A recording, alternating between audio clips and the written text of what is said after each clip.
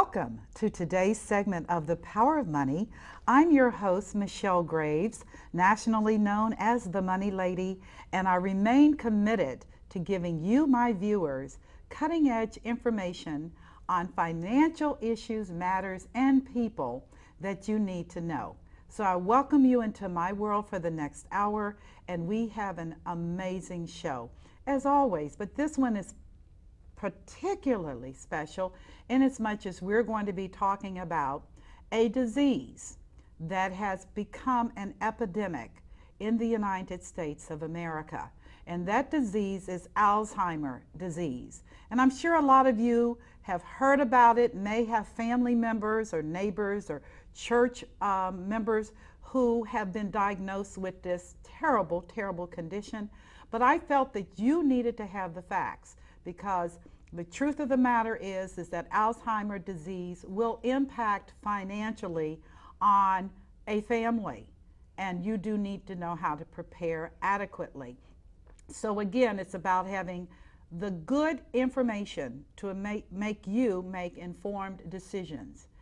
Today I have as my guest Eric VanVlymen, Masters in Social Work. He is the Executive Director of the Alzheimer Association, Miami Valley chapter in Dayton, Ohio. And I'm honored to have him here as my guest, along with Mary Barr Rhodes, who has a mother who has Alzheimer.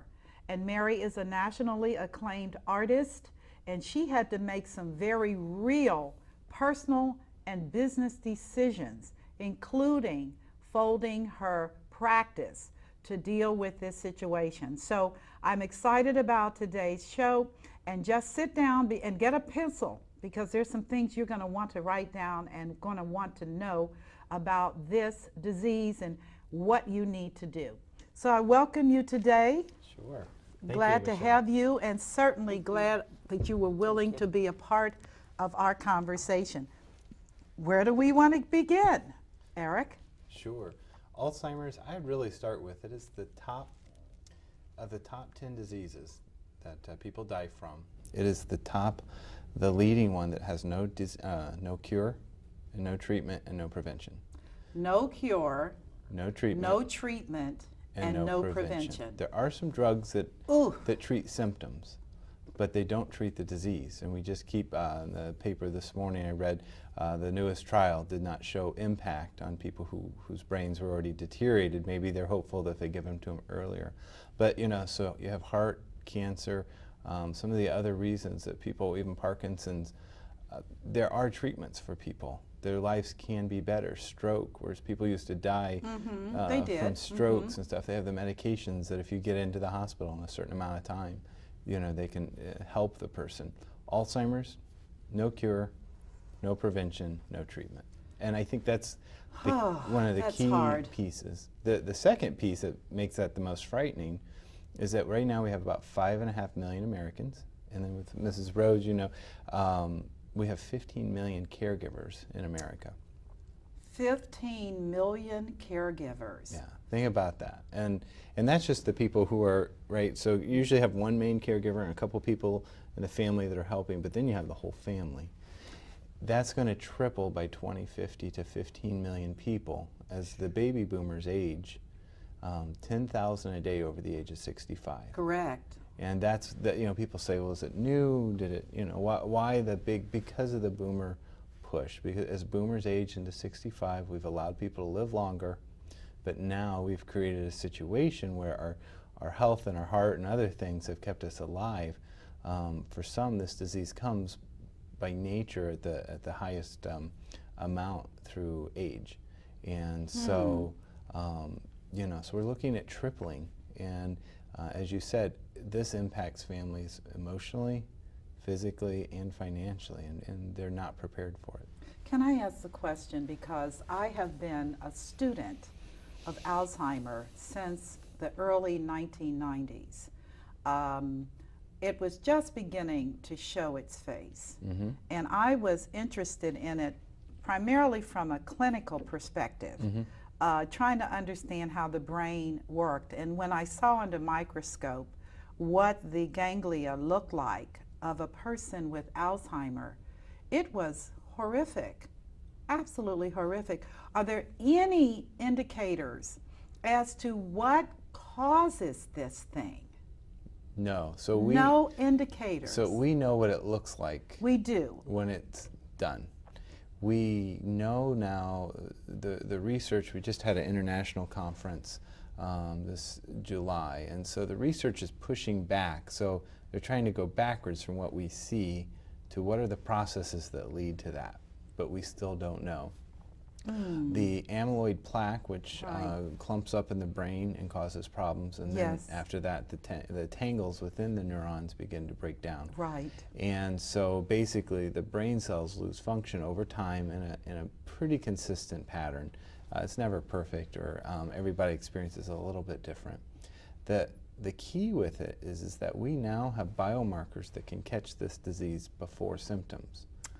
Really? Yeah, now they're in research settings, so you can't go to your doctor today and say, give me say, that test, I want the blood test. I want that. Yeah, I know, we'd have we'd have 1,000 boomers out there going, let me try, but I'm not going to tell anybody. Okay, right. So we're not there yet. They've not been approved for general use. So if you go to a research center, they're still trying to figure out, because they don't want people to get a biomarker and say, hey, you have this, and then find out it was a false negative or a false positive. They want the information to be accurate. So that's what they're working on.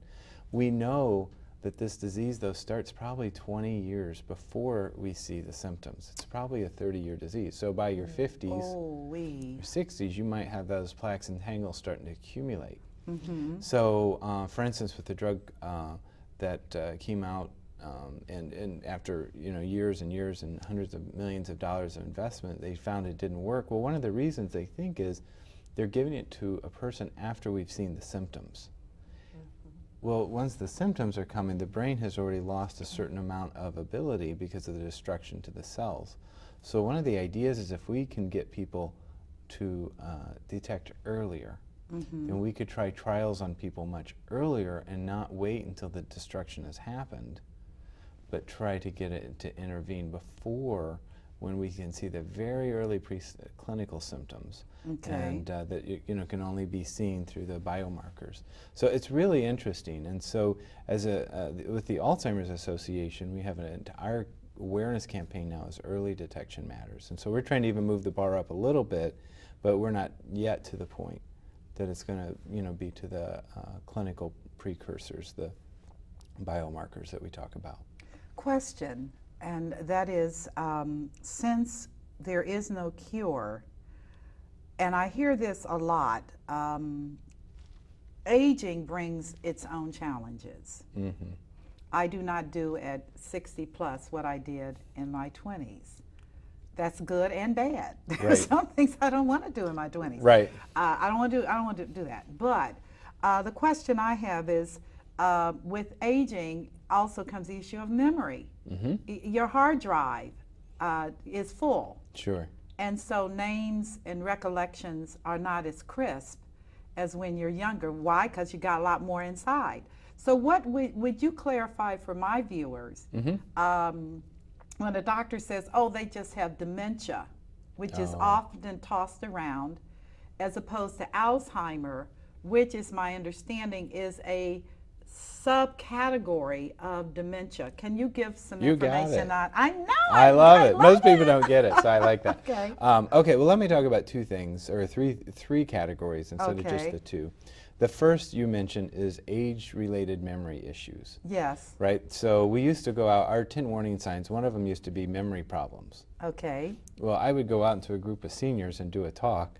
And you would say, okay, number one is memory problems. And everybody would kind of like look and be like, okay. Number two is losing things, okay.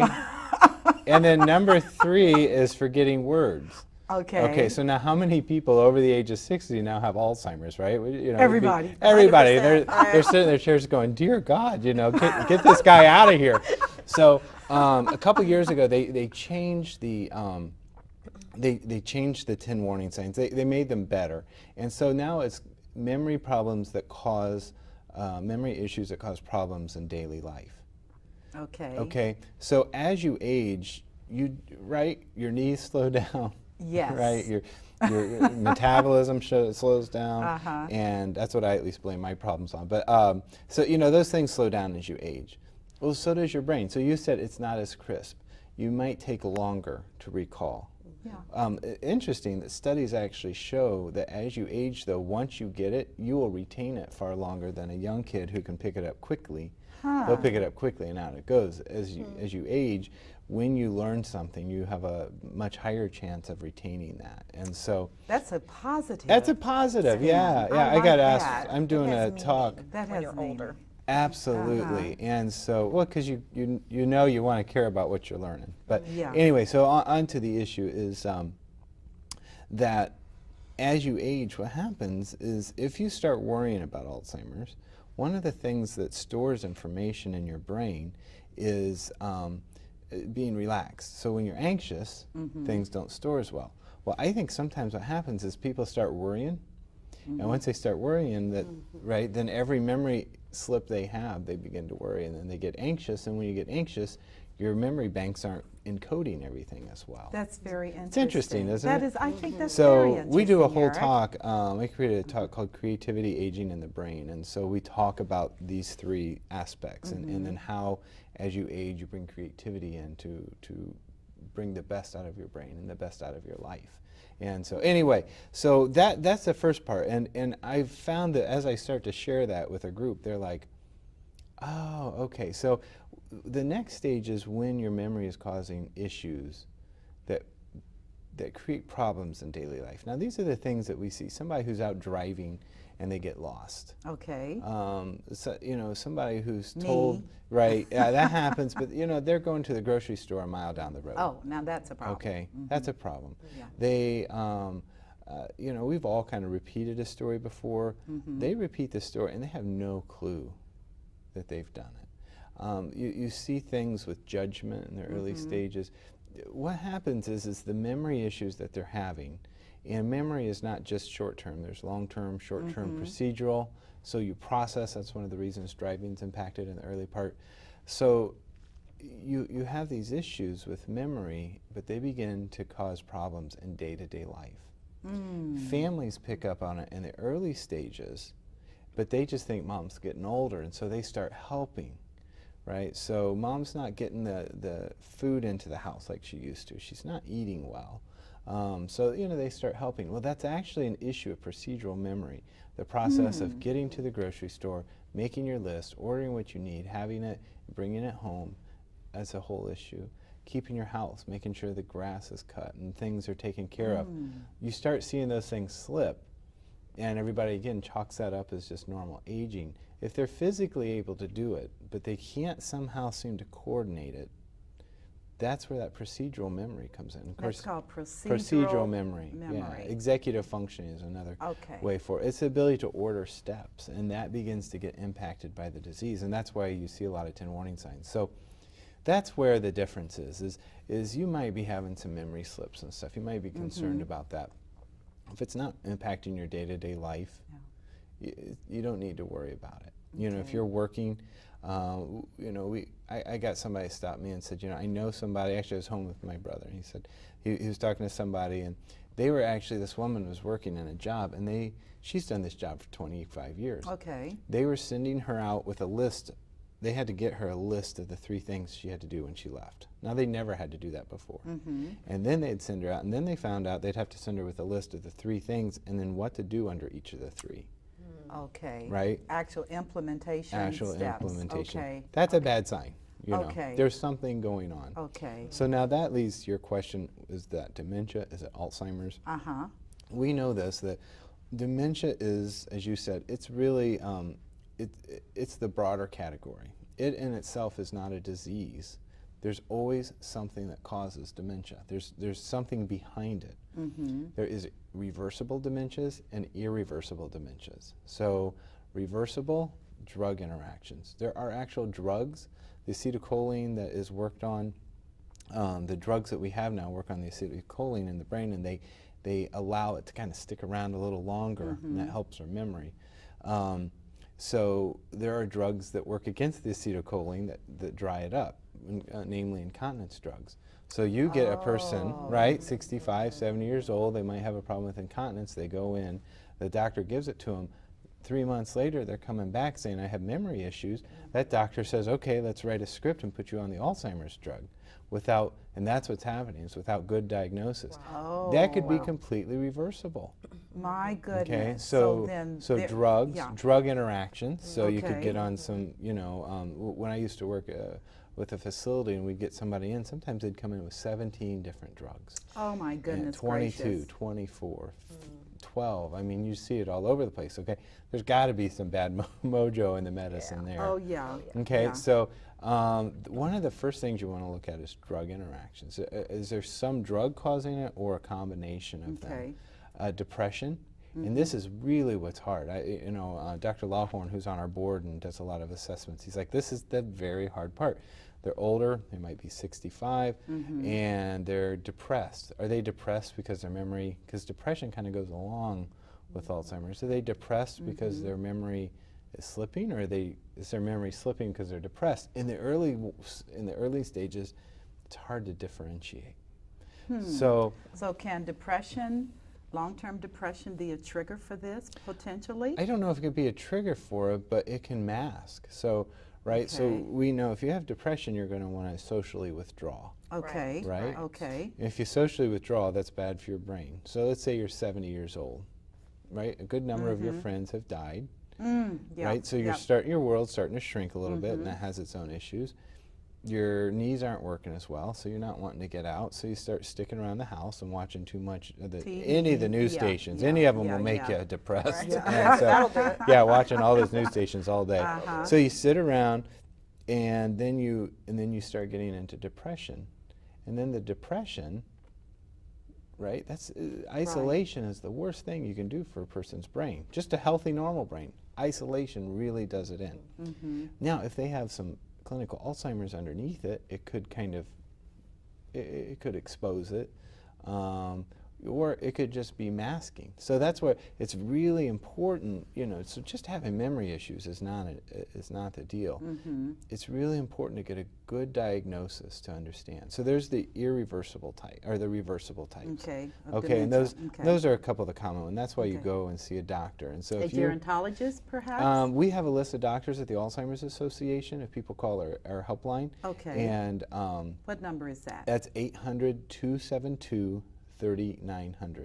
And that is a 24/7 nationwide number. So Give me that number again. sure, 800-272-3900.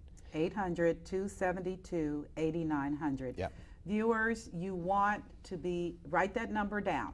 Write that number down, because that may be your help. Okay. Yeah, and that's 24/7, it's nationwide. So if Okay. you call and you're in Dayton, you'll go to Dayton. If you call and you're in Kansas, you'll go to the Kansas Okay. chapter. Got and it. it's answered 24/7. So Excellent. anyway, so we have a list of doctors. You can start with your regular doctor. If you feel like they're just, if they tell you, oh, you're just getting older, don't worry about it. It's time. If you're worried about it, you worry about it and go talk to someone else. That's the counsel I gave to a couple that called me in panic last night. He said his mother was checking his father out of a nursing home. His father had Parkinson's. He said, I think my mother has, and I said, oh, Alzheimer, and she's checking your dad out. What does her doctor? I said, have you had a clinical evaluation of your mother? And he said, my mother will not go to anyone but her doctor, who's a general practitioner. And I counseled him. I said, I'm going to talk about this because you need a clinical evaluation of your mother and a formal diagnosis of that Because condition. otherwise he can't intercede, because it's her and his father's business. It's not his. And just unbelievable. I'm telling you, our financial and our legal world is not, they have no clue that there's a huge tidal wave coming. And they don't understand. Our systems were not set up for people to live to 80, 85 years I old and have agree. memory issues. I And, agree, Eric. you know, I was just at the State House yesterday working with a group of people. They're really leading it. The association was going on behalf of our families, saying we've got to deal with this. And it was around guardianship. And it's amazing. People have no clue what's coming. I want to talk to Mary, but I want us to come back to this issue of the legalities and the financial impact. Absolutely. And I want to just, Mary, you made a major business decision, major, as a nationally acclaimed artist with a thriving practice in the area of contemporary high-end art, to deal with your mother. And would you care to share your journey? It has been a journey. It's been about 10 years. My father passed away, and my mother, who had never lived alone, wanted to live alone. And we honored that. Well, now I look back and think that might have been a major mistake, but that's what she wanted. And she didn't, and my mother was not a social being anyway. Oh, yeah. She has been a social being, so her world just kept getting smaller and smaller and smaller. And we started noticing things. She had always been very neat housekeeper and kept everything nice and neat, and the house was going down. And she called me one day. She was in Reading, lost in the car, which is only minutes from our home in Wyoming. And so all of a sudden these things started happening, and I took her and had her evaluated. And you know, she was formally diagnosed with Alzheimer's, which at the time, you know, I learned that dementia is forgetting, but then, and I want to make sure this is correct, that Alzheimer's is when you forget, like you forget your keys, but with Alzheimer's you forget what the keys are for. So there's a really difference in forgetting something, but then forgetting what it's even for, you know. And so I realized I needed to do something, but she had never, ever wanted to look at assisted living. She was there when my father passed away to the very end, and that's what she wanted. And so I didn't feel like I even had a choice. Right. So I had a 5,000 square foot studio downtown. I run a graphic design firm and communications and fine art, and I had to shut down that whole work. Wow. Had to shut down everything and just stop life. Because she couldn't move in with me. It really wasn't the appropriate environment for her to move in with me. So I said, okay, I'm going to figure this out. And so I shut down everything. I have stuff in storage. I still have a gallery at Bromwell's downtown. I have stuff at my mother's house. She lives in a small home, and it has disrupted my life unbelievably. But it was still the right decision by all means. And so I'm just now kind of coming out of that. I moved, you know, I was from like last August, I was going back and forth. And then I realized the going back and forth, it was just too much. I couldn't do it. So finally I moved in January, and it's 24/7. And I had gotten to the point where, you know, and it's really funny because, you know, you think I was preparing meals, I was cleaning house, I was doing everything. And she's 88, she has significant heart disease, and now a nodule on her lungs, which was diagnosed 3 months after I moved in. I thought I was going for the Alzheimer's, and realized, well, there's more than Alzheimer's. Oh, goodness. Yeah. So, and after her stay in the hospital, when I learned the other aspects, that took even more attention. And so, because there, you know, isn't really anything they can do for the lung cancer because of the weak heart. So I went on my mission to surround her with flowers and birds and hummingbirds, and because she always liked nature, and worked outside the home, you know, in the yard during the summer months, and then I'll turn inside to work on the house once we get to the colder months. And I have to intervene because I told Mary, and I was adamant that Mary had to have a life. Yeah. And I did get involved in some things that had to be done. that were not done properly from a legal perspective.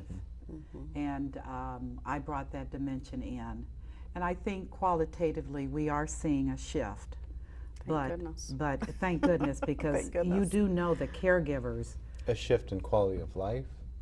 Well, for my life. For her Yeah, life. right, For her sure. life. Yeah. I was, you know, and I ended up in the hospital with an anxiety attack, which really, though, my triglycerides were off the charts, so I'm not sure if it was, you know, it was real. And so I realized it's like, okay, I have to do something about this. I now, you know, have 4 different people that come into the home, but it takes such close management. It's full time. You right? cannot just full-time, allow right? anyone in your home. So you really have to carefully Right. interview these women or men. And my mother is very fearful.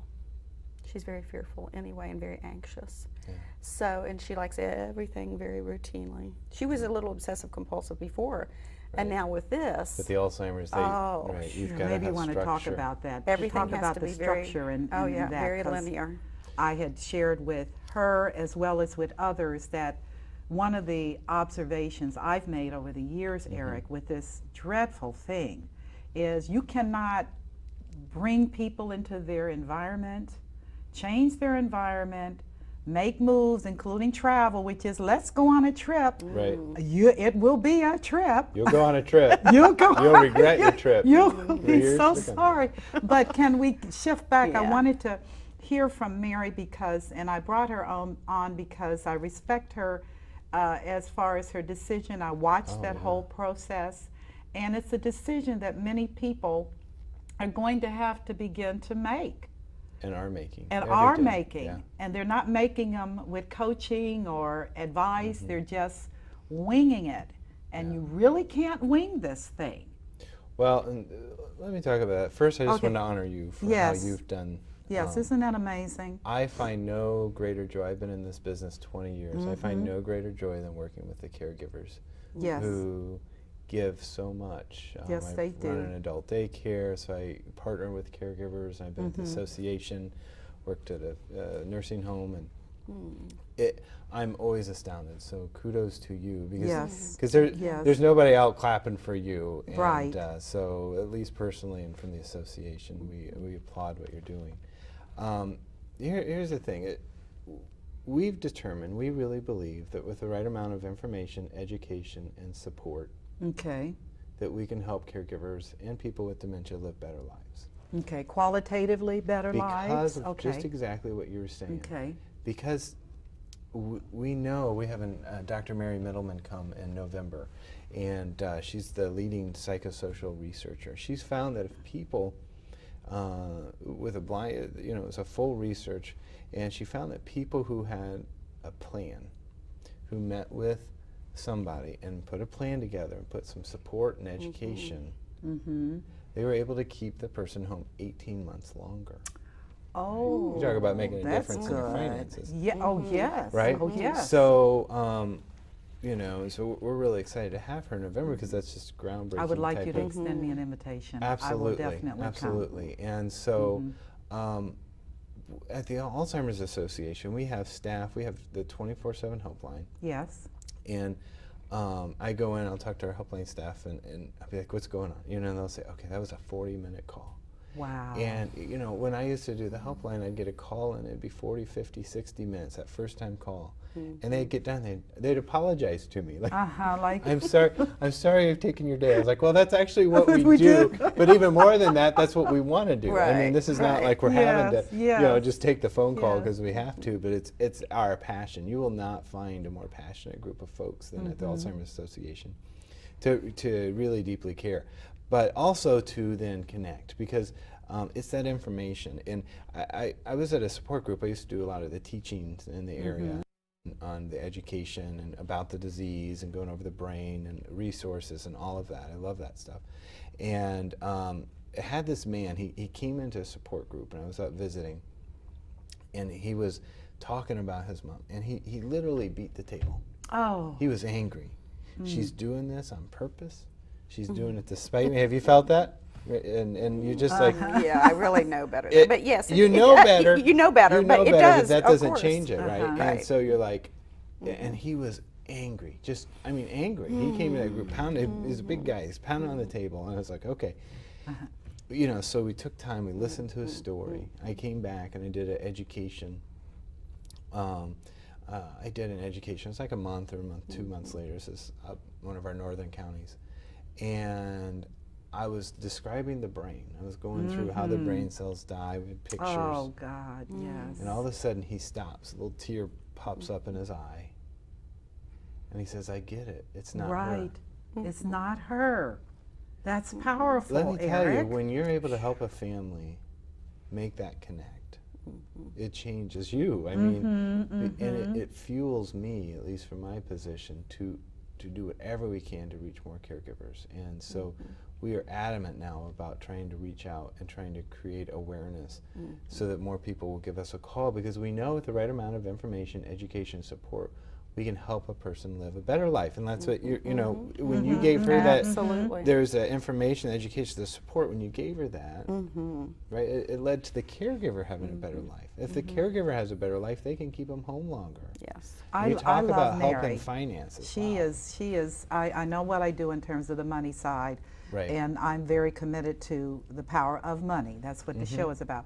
But there is a compassion component that is a part of who I am. Sure. And that defines who I am. And Mary's situation was just absolutely troubling, because I knew what it would do to Mary. Yeah. This disease is progressive Right. and irreversible, as you said. Well, you solve one problem today, and tomorrow you've got 3 more. Oh and, my God. And they're worse. Yeah. Your emotions can't even keep up with the grief. Right. That's That's, and And I you're think so isn't that tired. fair? Yeah, that's what's going on. Well, and I have it better than most people, because I have a daughter that worked at a Lois Alzheimer's in high school and college. Oh wow. Yeah. And so That's she's and now she's a nurse, so she is the durable power of attorney for health issues, and I have her to talk to. And my oldest daughter is managing the finances, and I'm the primary caregiver. So I mean, it really has been an entire family It has been. impacted by this disease. Yeah. You have a care team, We do. We have Yeah. a care team, and which is fantastic. Isn't that Yeah, fantastic? it is. I think it I'm is. very blessed that I have that, though. I mean, it just, Right. and my oldest daughter not only does the finances, but she's also a physical therapist, so she'll come and work with mom some. And I feel so blessed, and I also I have Michelle, which is such a blessing, and then I have another friend, Richard Dirks, who had to put his wife in a facility in her early 60s, Yeah. and it's been very hard. And he's very heavily involved in the Caregivers Association, and he has also been a blessing in my life to push me into taking care of myself. So it's really, I'm very blessed, and I know so many people, though, would not surrounded by that support. Yeah.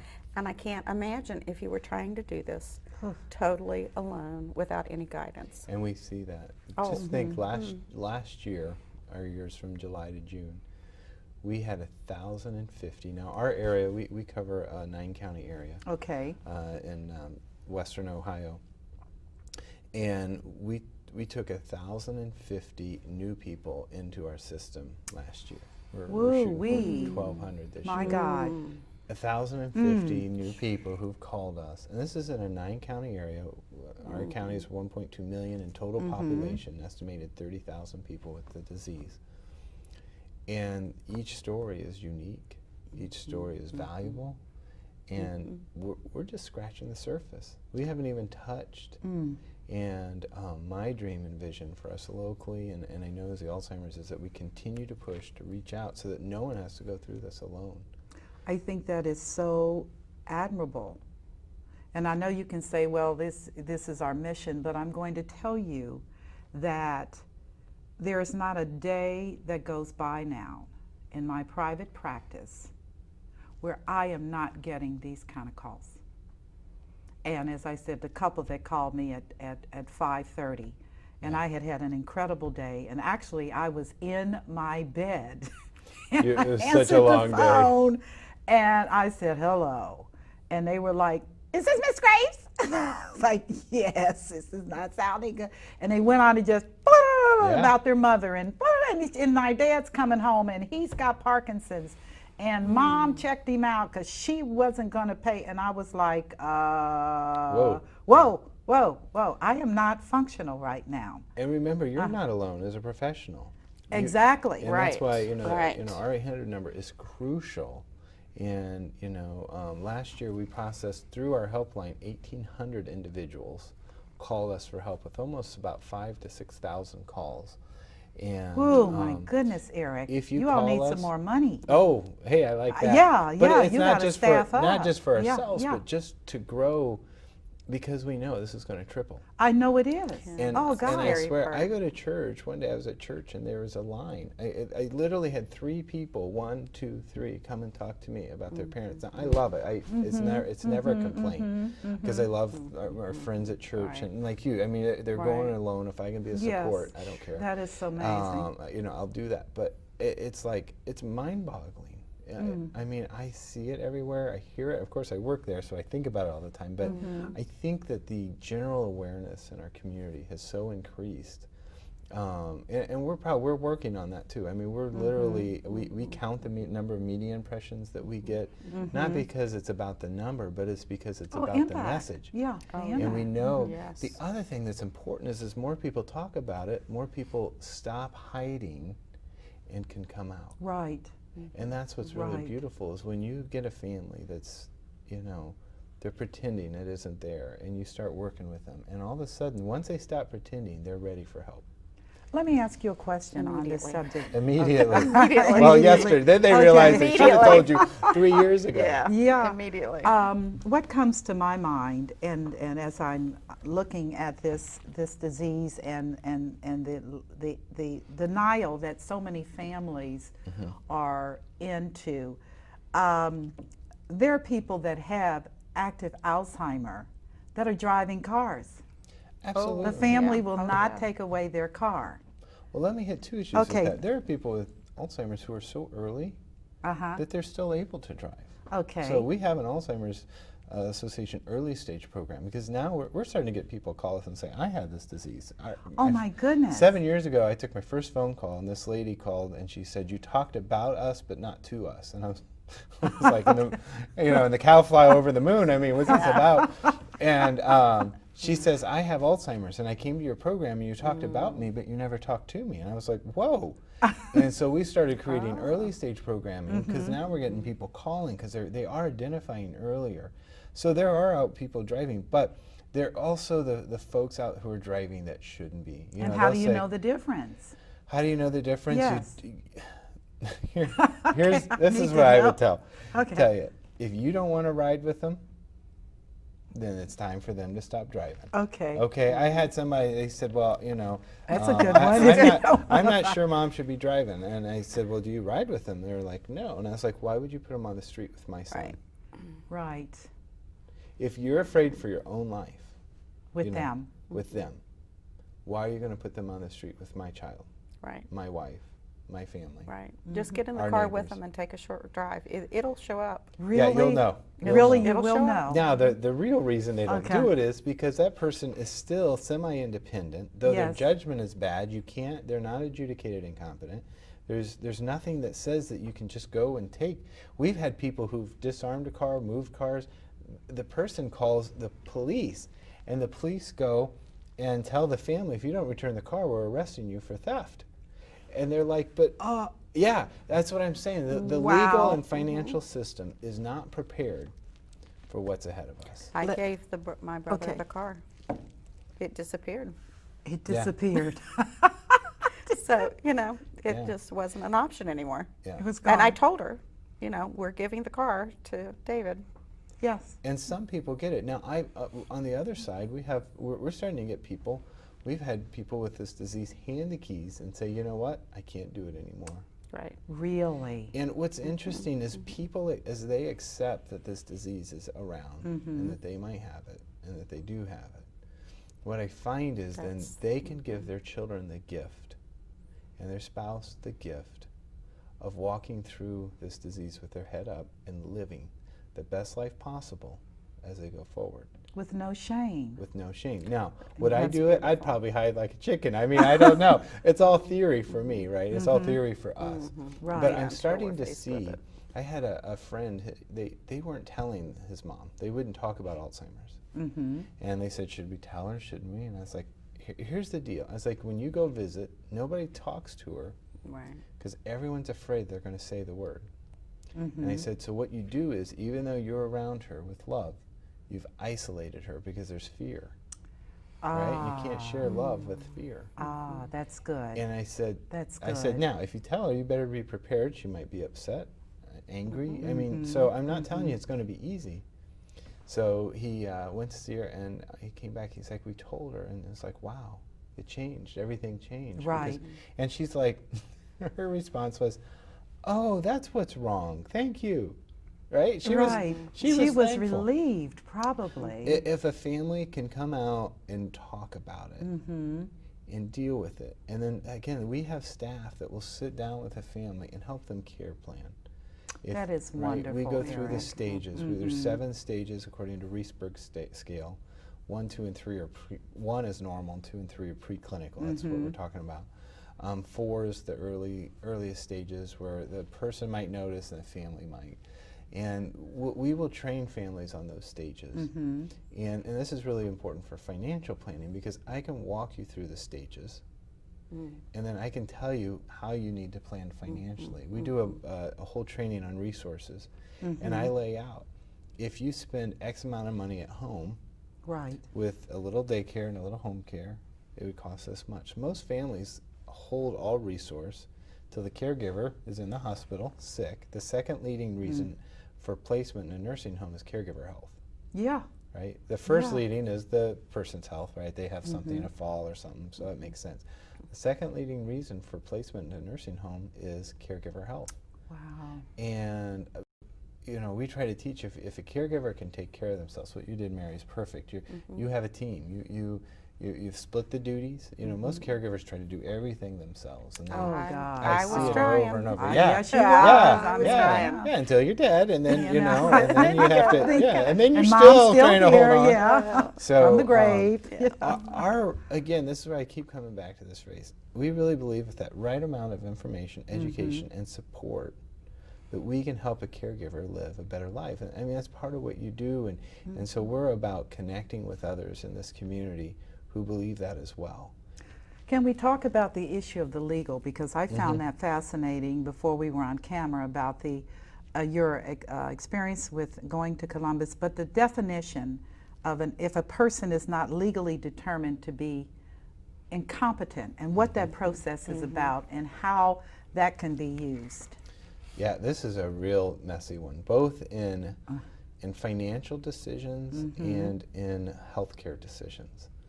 So here's the thing, in early stages, so, and again, I'm using our 7 stages, stage 4, even stage 5. The person looks normal. We could Yes. actually have them sitting right here with us and they'll keep on with the conversation. Absolutely. Right, for an hour. Yes, for an hour. You know, for an Yeah. hour. They might be able to hold on. But again, one of the warning signs is bad judgment. The ability to decipher truth and non-truth, the ability to you know, make decisions gets wearied. And it's good on some days and bad on others. So you might, you know, think, well, Mom's doing great here, and the next day she's writing a $5,000 check to some shyster at her door, which we 21,000. okay, there you go. 21, that's right. Yeah, Oh, my I need to goodness. go more door-to-door Yeah, sales. yeah, evidently. So, not really. It's abuse. I mean, it's neglect. It and is. That's abuse elder in our abuse. That community. is. Absolutely. Yeah. And so, okay, so let's take this situation. We write a $21,000 check. You try to go to a judge, let's say, and say, she's not confident, right? She's signing over, I need power over her money. Well, she gets her own attorney. She did. Yeah, she gets her own attorney. Oh my God. Oh my That God. attorney then calls somebody, they're going to assess them. Well, frankly, they can perform well for short periods of time. Okay, so somebody comes in, they do the test. Oh, well, they have some memory issues, but they're not incompetent. Because the legal definition of incompetence is really like far along. I mean, it's much further because the state doesn't want to just take away everybody's rights, and they also don't want every child just saying, Granny's a little forgetful, let me take her money, because we know there's a lot of bad stuff that happens too, and a lot of people take advantage of their elderly, particularly around drugs we see with kids. Yeah, and I was fortunate that I had her tested before that happened. Yeah. I was so fortunate. Oh, that's good. Because otherwise I don't, Yeah, you're on your own. You're on your own. And then if they don't want to be tested, though, which is back to your situation that you're talking about. With the couple. So if they don't want to be tested, you can't go forcing the test because you have no authority. Right. And they have to be the way the tests are. They can't take a blood sample and a cerebral spinal fluid sample and say run the biomarkers and say, oh, yep, there it is. Really, they test by ruling out. So you have to go through all these tests. You rule out strokes. You rule out other reversible reasons that could cause this, and then you have to go based on their ability to talk to you and the family. So if they're not willing to do that, Eric, okay, do you see the crisis? Yeah. So if the person's not willing to do that, which often they're not, when there's problems, the family can be stuck in a situation where they're writing $20,000 checks. They could be stuck in a situation where they're driving a car and kill somebody. And there's nothing that can be done legally. Right. There isn't. Yeah. Legally. That and is people highly are shocked disturbing by that. To me. Back to your issues of the I know. We see it every day. Back to your issues of the finances, then that puts the whole family at financial risk. Of course. And so I go back. This is what I've really realized in my. I've been at the chapter 11 years, and I took over a year ago. And so I'm looking at it a little different, from the director's position, just looking at things in our families, and I've really seen we are not ready. Our systems are not ready to handle this. There's people, 1 out of 7 people with dementia live alone. Okay, think about 1 this. out of 7 people. 1 out of 7. Now, okay, you've got somebody who's demented. Something happens and they end up in the hospital. Okay. They're not able to tell you who they are, who their family is. They have no identification on them. The hospital can't get a hold of anybody, therefore they can't treat. Oh my God. So you can go over, and in one of the CEOs of the hospitals was telling me you can go into a hospital, and there are people living there for weeks there because they can't get a hold of somebody. Wow. But they're not incompetent, but they are, now here they're beyond, they might be ruled incompetent, but you just can't So how does a hospital deal with it? Does a hospital go into the probate court? They go into the courts. And then try to petition the court for guardianship? But the courts don't want to just... They don't want to do that. They don't want to just hand over. I mean, they're there to protect us. So it's not against the courts, it's not against the hospital. So the hospitals are like, can somebody help us? The courts are like, well, no, you have them. Take care of them. Take care of them. They're like, we need this. I'm learning things as I am out in the community. And before I was there with the families, trying to really help the families and hear those stories. But now in my role now, I'm out in the community, and I'm astounded. We went up and met with the health county commissioner up in Clark County. And I had never met with the county commissioner. I didn't know if he'd care whether about Alzheimer's or not. And he goes, I'm so glad you came. He goes, where we deal with it is closing restaurants. They had somebody that wasn't keeping their restaurant clean because they had dementia. That when they go into house and a house is being, is contaminated or something like that, sometimes it's because the person has dementia and they're living alone. And he's like, so we're dealing with the after effects. 911. If you want a whole series on our community, because this is hurting our community financially. People calling 911 7 times. The person with dementia, there's people in my house. Because that isolation, because as the disease progresses and if they're isolated, it makes it worse and they'll start, having all sorts of issues. And so they're calling the squad 7 times a day. That's when I knew I had to move in. Yeah, so you lived through that. It's embarrassing to say, but I was in California and I call my mom, I call my mother every day. I call my mom and she says, I'm scared. There's a man knocking on our front door. I said, who is this man? She said, well, he mowed our lawn. I said, okay. She said, I called the police. I said, okay, that's good.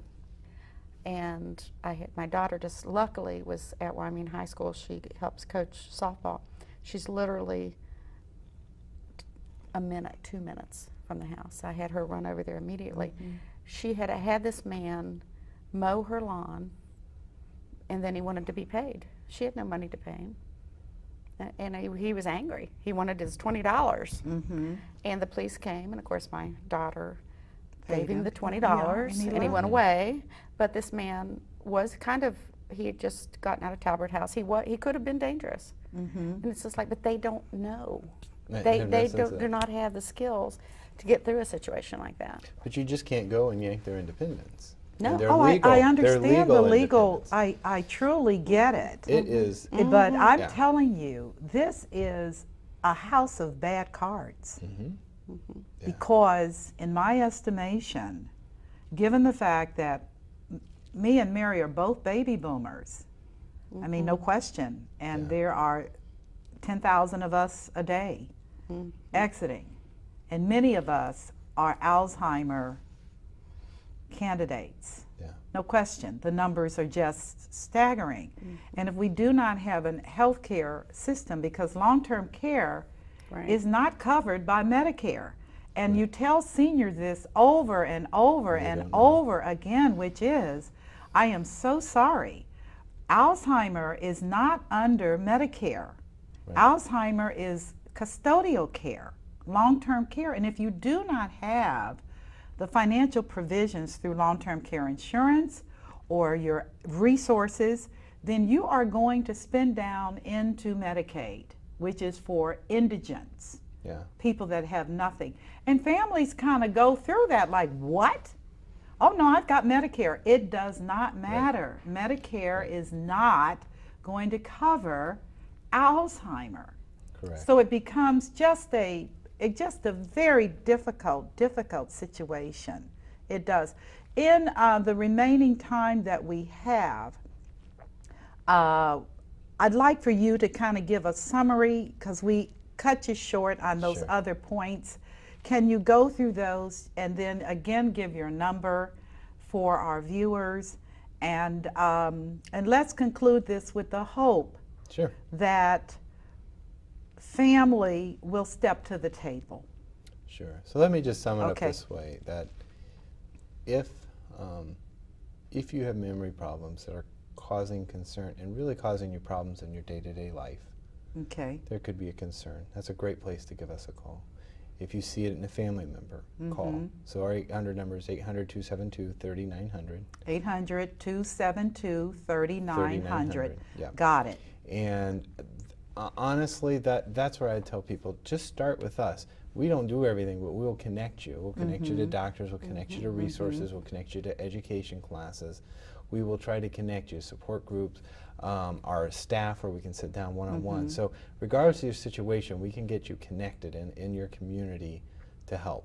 Good. And so the earlier you start, the better, as with all things. Earlier, better. And so that's really important. So if we encourage that, that's great. And you asked for leaving with hope. So I'll leave you with two things on money. Is number one, medical research. Cancer, Alzheimer's, or cancer and heart receive about 5 to 6 billion a year in research. Okay, AIDS 3 billion. Alzheimer's gets 500 million. That's all. That's it. So now you know somebody, right? My dad just had heart surgery. He would have been dead without it. We know people who've lived through cancer. Yes, we do. Cancer survivors. Name one Alzheimer's survivor. We don't have any. No. And it's because we need to make an investment on a national level to increase. So how do we do that? The Alzheimer's Association has our annual Walk to End Alzheimer's. Most of them are in September and October. If you go to our website, alz.org, you can go. What's really beautiful, and I'll kind of leave with this, is that as we grow the awareness, as we get these conversations happening, they're happening more and more. I'm doing more and more of this. we raise the awareness level, and as we raise the cause level and get the boomers really engaged in this issue, they will make change. And so our walks are not, they're not just, they do raise funds, okay, and they do raise awareness, but they're a movement of committed people who said, you know what, we've got to do something about it, and we got to do it now. Government, pay attention. We need more dollars in research. You know, we're the largest funder of private research, but it's paltry to what the federal government can do. And we know when they've invested $5 and $6 billion into heart and cancer. Well, things happen. Things happen. We need that to happen.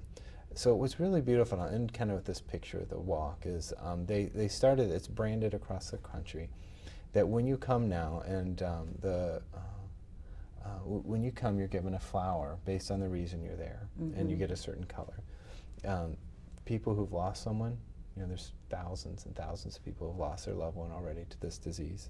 You know, just walking in here, you know, we had that conversation with somebody. Caregivers, so, you know, folks like Mary who are current caregivers. People with the disease, we're now getting them to come. Wonderful. Oh, that's right? good. That's good. Wonderful. I think that's good. And people, you know, I don't know if you have it in your family. I don't. Oh, I definitely do. But I'm 3. I'm here because I'm just committed. I love this cause. I love the people who are impacted, and my life's mission is to help. And if you can imagine, at our walk, we had 1,500 last year. We're hoping to hit 2,000 here in a couple weeks. And if you can imagine a sea of people, I was the one doing the ceremony, and I looked out, and we have a representative of each of those 4 categories, and they hold their flower up. And I'll say, you know, if you have this disease, and about 10 flowers go up in a sea of 1,500 people. If you're a caregiver, half the group goes up. If you've lost someone, almost the rest of the group goes up. If you're here just because you care, and then the last few flowers go up. It touched me in a way I can't explain. It touched a lot of people.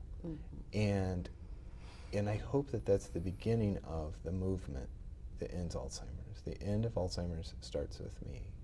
And that's our drumbeat, that's our heartbeat. And so we will provide care and support for people with this disease till we get there. But really together, I think we can end this disease if we work hard, if we get our voices heard, and really begin bringing the issues up that need to be discussed. I think this is an absolutely beautiful conclusion to today's show. Thank you. And I want to thank you so much. Thank you for having me. And I want to thank you, Mary, for your transparency. Thank This is difficult. And for those of you that are viewing today, I would that you would begin to look around you and raise your awareness. And if you have family members that are impacted, and I know that you do, or church members or people that are in your circle of acquaintances, keep them in your prayers, because Alzheimer, in my estimation, trumps every other disease I know. The inability to function because your brain is dying cannot be measured accurately or even properly. So I leave you with hope in concluding today's segment of Michelle Graves, The Power of Money. I am your host, Michelle Graves, a supporter of healing this dreadful disease called Alzheimer. You take care, and I look forward to you being a part of my next show. God bless you. Goodbye.